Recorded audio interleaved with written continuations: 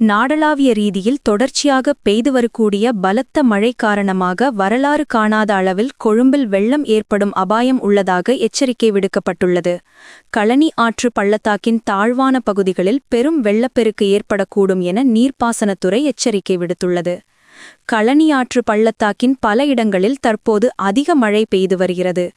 மழைப்பொழிவின் அடிப்படையில் மேல் களனி நதி பள்ளத்தாக்கிலிருந்து வெளியேற்றப்படும் நீரின் அளவு மற்றும் களனி நதி பள்ளத்தாக்கு ஏஹேலியகுட, நோர்வுட், எட்டியாந்தோட்ட, கலிகமுவ, ருவன்வெல்ல, புலத்கோகுபிட்டியா, தெஹியோவிட்ட, சீதாவக்கை, தொம்பே, படுக்க, ஹோமாகம, கடுவலை, பியகம போன்ற இடங்களில் நீர்ப்பாசனத்துறையால் பராமரிக்கப்படும் ஆற்று நீரளவீடுகளின் நீர்மட்டங்களின் பகுப்பாய்வு ஆகியவை அடுத்த 48 மணி நேரத்திற்குள் நிகழும் எனவும் தெரிவிக்கப்பட்டுள்ளது.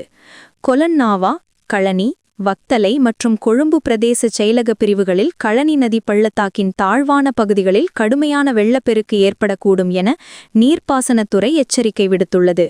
இந்த சூழ்நிலையிலிருந்து உயிர்களையும் சொத்துக்களையும் பாதுகாக்க அந்த பகுதிகளில் வசிக்கும் பொதுமக்கள், அந்த பகுதிகள் வழியாக பயணிக்கும் ஓட்டுநர்கள் மற்றும் பயணிகள் மிகுந்த எச்சரிக்கையுடன் செயல்படுமாறு நீர்ப்பாசனத்துறை கோரிக்கை விடுத்துள்ளது.